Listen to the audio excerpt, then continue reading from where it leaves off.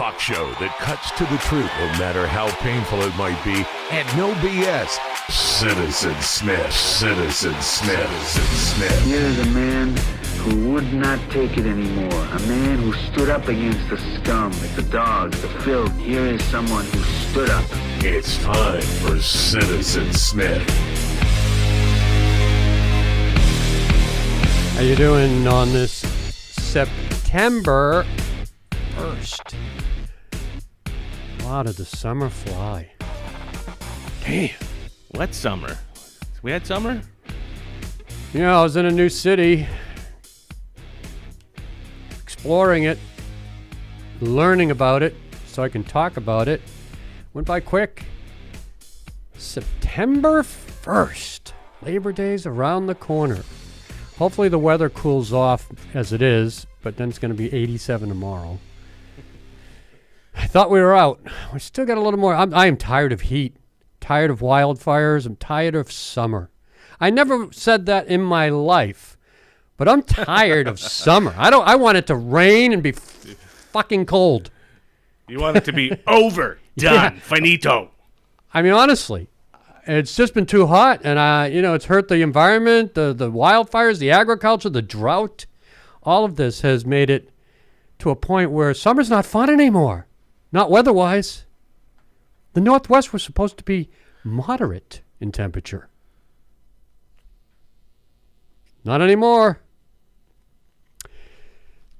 Start off with a correction. Yesterday, I was talking with my good friend Pete Lee, the vice chair of the Democratic Party, and we're talking about the Nabisco strike going on. That is 3 weeks and counting. And we mentioned Mondelez International, the parent company of Nabisco. And we were just talking about the net profit, and I quickly said 26 million. I meant 26 billion. That's off just I a mean, little. I knew. Just a little I knew. bit, yeah. I said the salary of the CEO was 16 billion, and I meant 16 million. I meant Mondelez net profit for 2020 was 26 billion. I said 26 million. I don't know. Sometimes, my brain overwhelms me with too many facts and statistics. So let's just correct that right away, because I want you to realize that company makes a hell of a lot of money. It's one of the greatest companies financially in the world. I think I read 62 billion was what it generated in revenue, and the net revenue was 26 billion. You can check those facts, but I'm pretty sure I read that. So it's making a lot of money. Pete said when I was talking about this at the bar with him that they make 85 billion a year. I read 65 billion or so. He had a comment too on Facebook.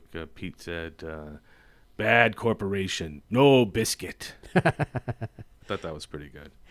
Well, we'll follow that story as it develops, see how this strike pans out in Portland and other cities. And again, now revisit the show tomorrow if you want to hear my interview with briefly with Michael Burlingham, the vice president of the union, which got cut off a little bit, but enough was said to understand where they stood because we had some technical issues. And Sorry. yeah, it's all right. Well, hey, this story hasn't ended. I want to see how it ends and then talk to them again about the results. So let's talk a little bit about some good news. Man on the street today. I was out the other day at Market of Choice in Southeast Belmont Street in Central East Side here in the neighborhood where we have our studio and where I live. And I was talking with a couple of artists who are working on a mural on the side of the Market of Choice building in what they call the Goat Block, which has apartments and the Market of Choice. And there's 4 murals on the wall, of the big ones, on the wall of the market. And I was watching the artists, a couple of them on the ladders, finishing up their murals. So I said, "Hey, what are you doing here?" And they told me they're working on a project called Color Outside the Lines, the nonprofit, the Belonging Series, it's referred to, and it's inspirational. So I talked to the 2 artists, and this is what they had to say. First, I spoke with Jordan Dumont. Correct that. First, I spoke with Anissa Asakawa, an artist that was working on her mural. And let's take a listen and look at what she was doing and the concept behind her mural. I'm interrupting the artist here at Market of Choice, and her name is Anissa, and she's been working on this beautiful mural, as have other artists. I'll be interviewing Jordan as well. So being the nosy guy that I am, I had asked them, as Man on the Street segment today, what are you doing? Well, I'm here painting on a wall. This is part of a collaborative mural project with a nonprofit group called Color Outside the Lines. And yesterday we had a really awesome event with a bunch of teens through their creative program. These are at-risk youth and teens in the foster system who don't have a lot of access to creative projects or any creative activities, really. And so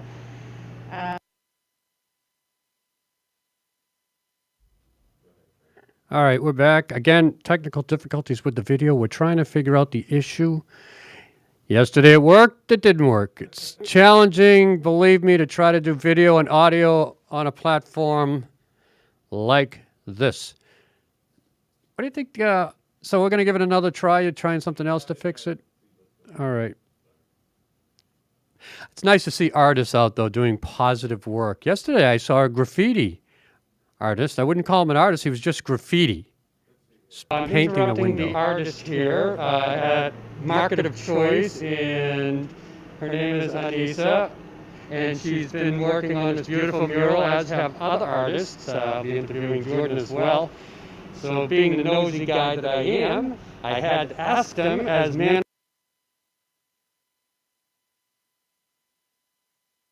Well, we're just going to nix that idea. Yeah, you know what? It's funny, we weren't having it before, now we're having the issue. Welcome to our world. You do have that video, though, where I showed just the work. Can you play that so I can just show the work that they did so that people can see it? Can you mute the audio on it, and then we can just show the video? This is called Learning on the Fly, Technical Problems. It's funny, we've been doing this for months now and no issues. Now suddenly an issue. Who the hell knows with the program? All right, let's take a look at the artwork for the murals while the artist worked on it. I took a shot of view of that. Yeah, I don't understand why it keeps doing what it's doing. So That's that gentleman there is the one that born on the 4th of July. He was telling me, Jordan, that he knows him. He's a friend, and he. Yeah, used that. They're all just amazing. So I will. Each one has an inspirational story. She described the 4 of them for me, but we can't get that. Well, how about I'll this? see if I can get it going here. Or when we do the audio version of this, you can clean it up, right, so that the audio plays. Yeah, and well, we it's can fine edit on it. our audio version. For So you some can reason, listen we're to the just audio. having some issues. Yeah, with the you know, I video. might stop doing video, and from now on, you'll just hear me and not see me. It's a lot easier. I don't understand. We try everything, and for some reason, it's not. Yeah, but it hasn't been an issue for months. I know. I don't understand why either. So I don't know why. There's a lot of things I don't If understand. I can get it to try to work, I'll let you know, and we can play it. Well, don't want to drive the viewers and listeners crazy with this. Back and forth. So, like I said, there was a graffiti guy out in front of my apartment in Central East Side, just walking around with a paintbrush and white paint and painting shit all over the window of a store that is no longer there. Was a vacant store across the street from the apartment complex. Nobody cared. Nobody said anything. He just went about his business, marking up the windows. And then I went around the neighborhood this morning, and he marked up the light poles, these beautiful old light poles in this historic district, and he painted on them up and down the same fucked up name that he painted on the window. And nobody did anything. They just watched him. Hey, attaboy.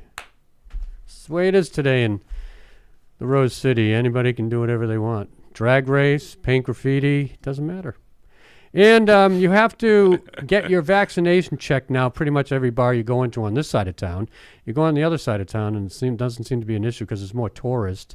So if you go to the Pearl District, you won't be giving vaccination checks cards to be shown for getting into a bar. Yesterday, I was asked again for I'd been in before. So every time I go in now, if it's a different bartender, you have to go through the process, and I didn't have mine. But it's not only bars now; it's also sports stadiums. Huh. Now, if you go to Timbers game, the soccer team here, the professional soccer team, you have to show a vaccination card. 25,000 seats the Providence Park holds, and requiring COVID-19 vaccination proof of a full vaccination or a recent negative test. Whether you like it or not, that's how you're going to get into a game in Portland. Then an hour and a half down the road in the Oregon State's Reser Stadium in Reeser. Reser Stadium in Corvallis for the Oregon Ducks, also requiring proof of vaccination. Yeah, the Beavs and the Ducks both are requiring that. 250 season ticket holders relinquished their tickets in protest. Oh, good. Maybe I'll be able to get seats. I was wondering if the NFL is going to follow this path. Interesting. 70,000 people having to show a vaccination card? How accurate can that be? If we're going to get to this level nationwide, I mean, everything seems to become extreme first in Oregon and then falls from here to other parts. It's not like other stadiums aren't doing it. Some other stadiums are doing it as well, like the U.S. Open is on now for tennis in New York, and they are also requiring proof of at least one dose of COVID-19, not a full vaccination. So it's different. And then you have people who are going to have to check this. Is that one dose or okay, yeah. All right. Is that two doses? Oh, you're fully vaccinated. And I need to see your ID to match it up with the vaccination card. A lot of people probably showed up and like, what? What? When did this start? And in Portland, we have upwards of 77% of the population fully vaccinated. We've been at that number for several weeks. It's got to be higher.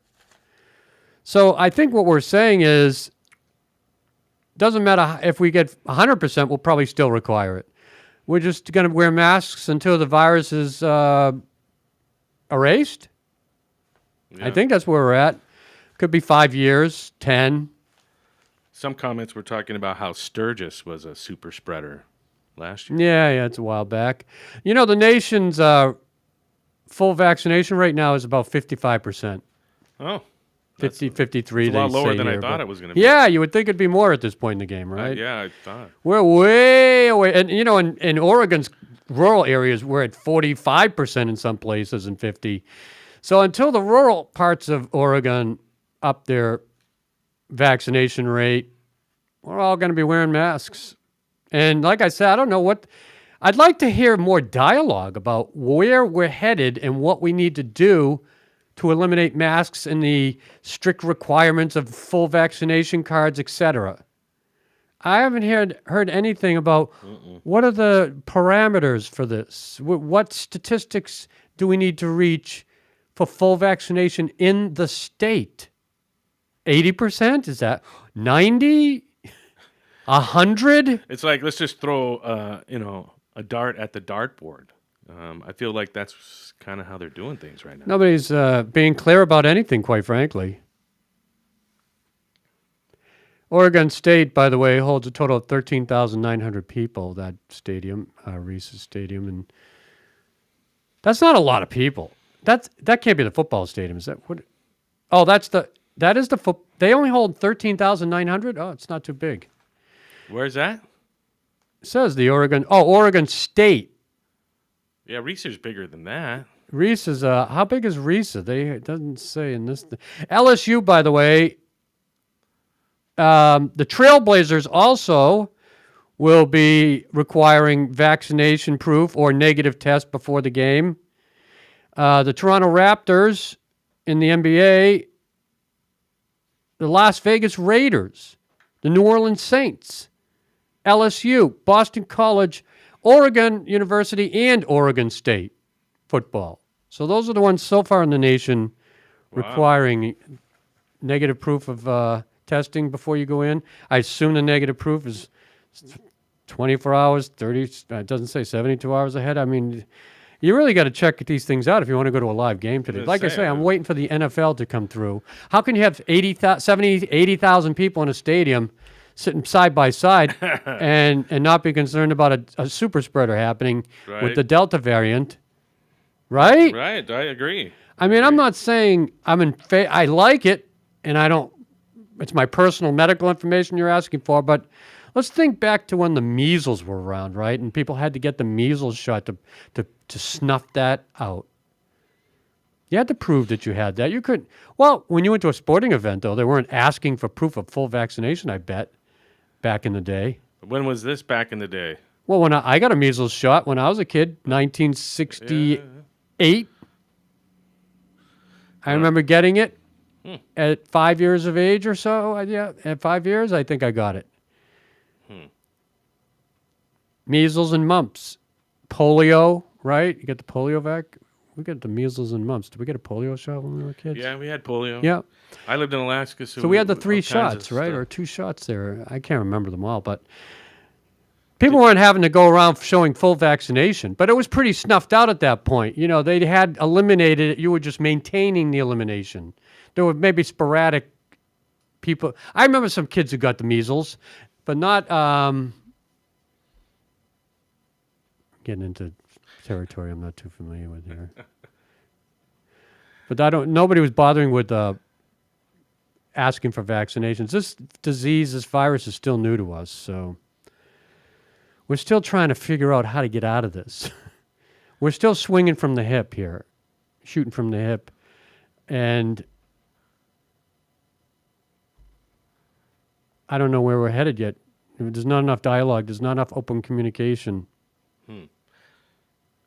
You had a comment from Pete again. He said, measles, very bad. Research from just a few years ago, some adults who catch measles later in life have their immune system memory erased. Is it important to get the MMR booster Yeah, I was just vaccine? reading that. Yeah. The MMR vaccine is what we get. Vaccine against measles, mumps, and rubella. So it's a 3-shot combination, a dose shot with 3 things it takes care of. The first dose is generally given to children around 9 months to 15 months. Okay, I guess that's when I got it. But then I get the polio one. That's the one that really hurt and leaves a mark. Yeah. And after 2 doses, 97% of people are protected against measles. And then the polio. So now we got the coronavirus. So let's throw that one in. Everybody's going to have to be vaccinated against this damn thing. We're waiting for the kids under 12 to be able to get it. Yeah. If they could give you the MMR vaccine as a kid, they can give you the COVID vaccine when it's ready. Kids are going to have to get a lot of shots now. Combining all this. I'm going to move to an island.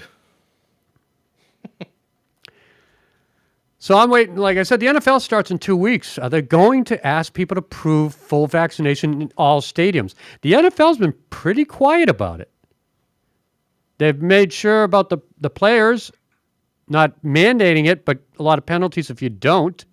So what about the fans? It starts with these teams I just read. How can the Las Vegas Raiders be doing it and not the New England Patriots? I'm expecting the NFL to make an announcement, or the teams themselves. The NFL probably won't be the individual teams. But then there's places like Massachusetts where maybe it's not so well received. As they say, the Democratic states are more well received with shots in Democratic counties than the conservative states and counties, which we've seen. So more conservative down in Duck County, less conservative up in Blazer in Timbers County. Last but not least, I wanted to talk about the Chinese communists and Xi Jinping, my China watch today. They're bolstering the regulation of private lives, as reported in the Wall Street Journal. I find this really interesting. They're going after video games and internet use for entertainment and monitoring, I guess, closely how children and teenagers are using the internet for entertainment. And just don't kid yourself, is also watching the influence of Western civilization on the children and teenagers of China, which they don't want anymore. Xi Jinping has battled what he considers the pollution of Western entertainment and influence in the society of China. And this article doesn't paint that and doesn't mention that angle, but that is exactly what is going on. So as I read from this article in the journal, this week party officials unveiled tough new limits on the amount of time Chinese young people can spend playing online games. The restrictions come amid a crackdown of pop culture icons and follows moves to sharply limit after-school tutoring, which I failed. I was in China in Guiyang and teaching in a private language school, which after school they would attend English classes or on the weekends. So after-school tutoring, when they talk about after-school tutoring especially, they're talking about English language classes. And they're going after that too because it's a Western influence English.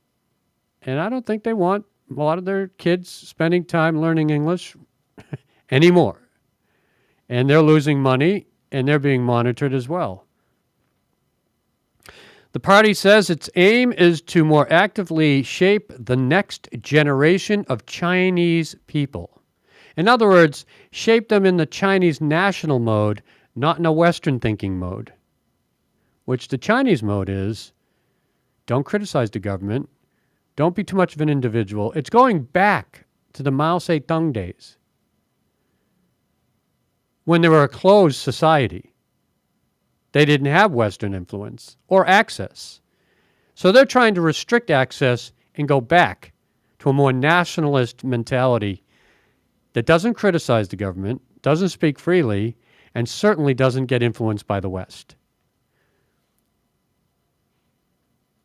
I want to just interlude here with, I was reading about Adam Sandler had to change the script he wrote about an agent who's down on his game, a sports agent, and he finds a basketball player in China to represent and bring to America.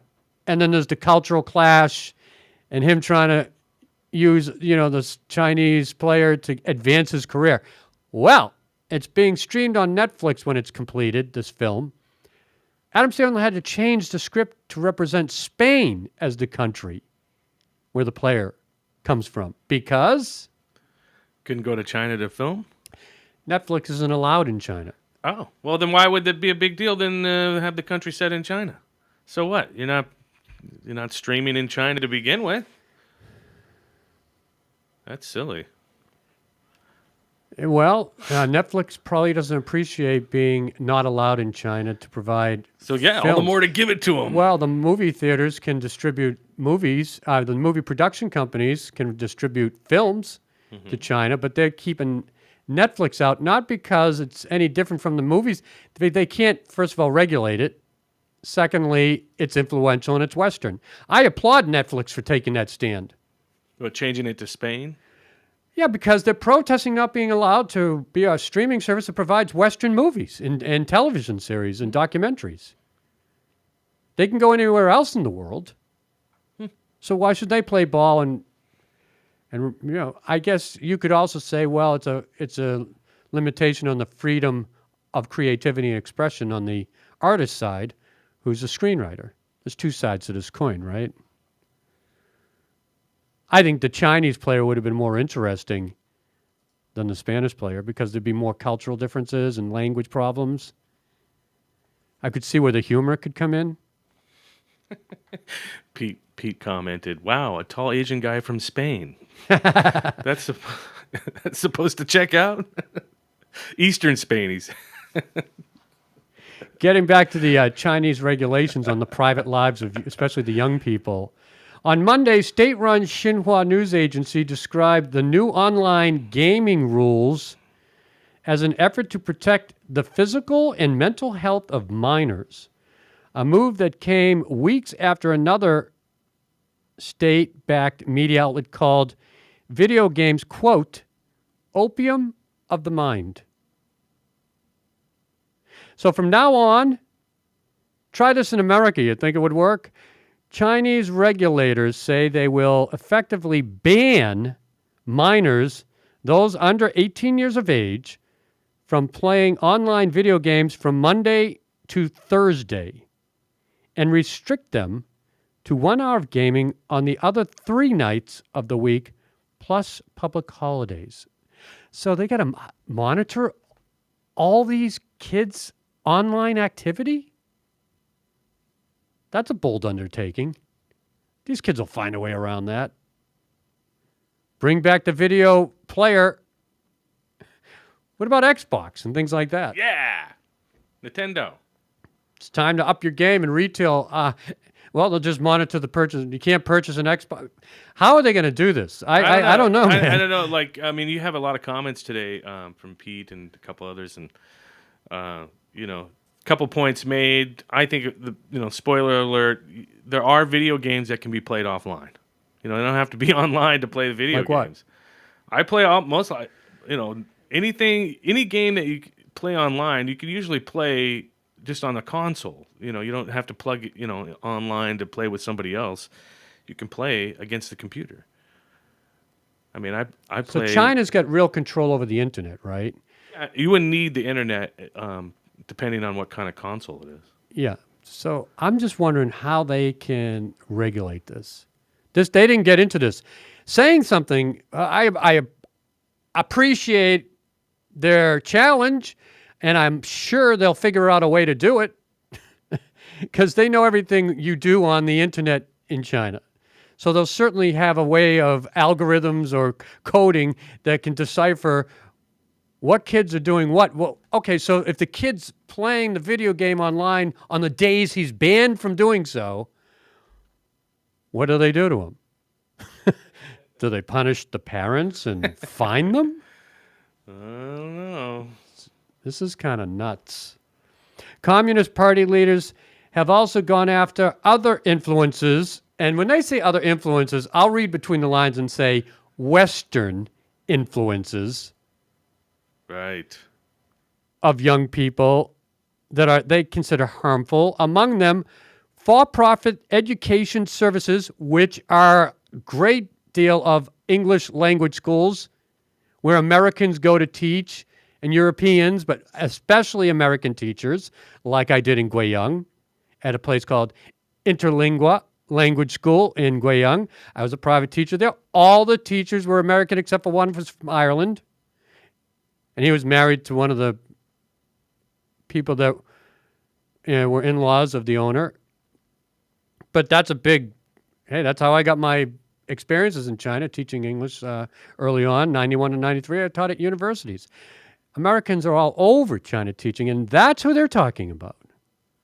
So you're going to see less Americans going to the country to teach as more schools shut down and less classes are offered. These for-profit education, these English language schools make a lot of money. Because they're enforcing these after-school tutoring in classes not to cut back because school pressure is too much on the kids as it is, which I agree with. But I also applaud their efforts of learning English. By the time these kids get to 15 years of age, they're fluent. I think that's a great thing to expand their opportunities in the world. But it also opens up the world to Western ideas. And they don't want that. Also, they're looking to scale back what has been considered the fostering of unhealthy culture of celebrity fandom around what the state media terms effeminate male stars. And you do see this. You see it a lot in Korea, South Korea, especially with their video K-pop stars, and Yeah. I did see it in China too. The boys are very effeminate. It's become more of a gender-neutral male society with the young kids 20 and under, say, 22. That sounds about right. But when you see them, sometimes they look very they're very lacking in masculinity, as I will say, and the government says. Mr. Xi signaled a new direction of China's annual legislative meetings in March when he told delegates to the wary of addiction to online games and, quote, other dirty and messy things online, end quote, that could have a bad influence on young Chinese people. Porn.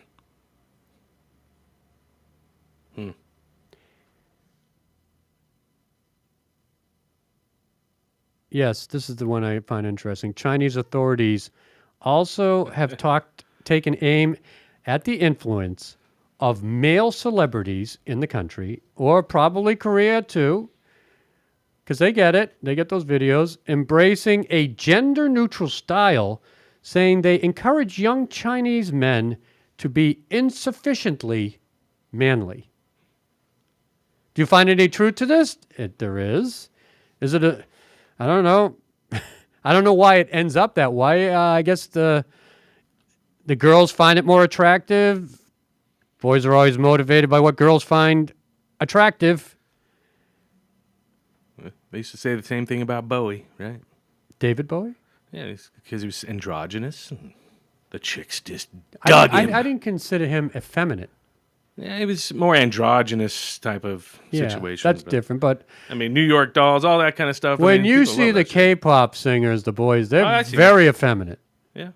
So that's just the marketing direction they've gone. That's what the general public wants from the young kids. They dictate. When we grew up, it was more, hard rock, heavy metal. How does it impact the food? Because I love Korean food. Why would it impact the food? Because they don't eat like manly men, right? Is that what you're trying to say? Eat like Eat manly. less. Eat less. Oh, because they're skinny? Yeah. They're really. I've seen some really skinny guys. They're all skinny. Wow. Well, who isn't skinny at 18 and under? I couldn't put weight on no eat matter more. how much I ate. Eat. So, this is the, quote, comprehensive social transformation project going on in China. Make men more manly. Defeat Western influence. Limit online game playing. And bring back more nationalism and patriotism to the Communist Party and the leaders of the nation. You smell that? It smells like suppression. Depression altogether. Repression. Oppression. Oppression. I'll be serious. It's oppression. How are these kids going to grow up? That'll be the real curious thing to see in China. I like to talk about China because I spent a lot of time there, and it's a big influence on our economy, our relationship, where they're headed. I always like to watch. And where they're headed is less freedom, less individualism, and more government oversight. And that does it for today's show.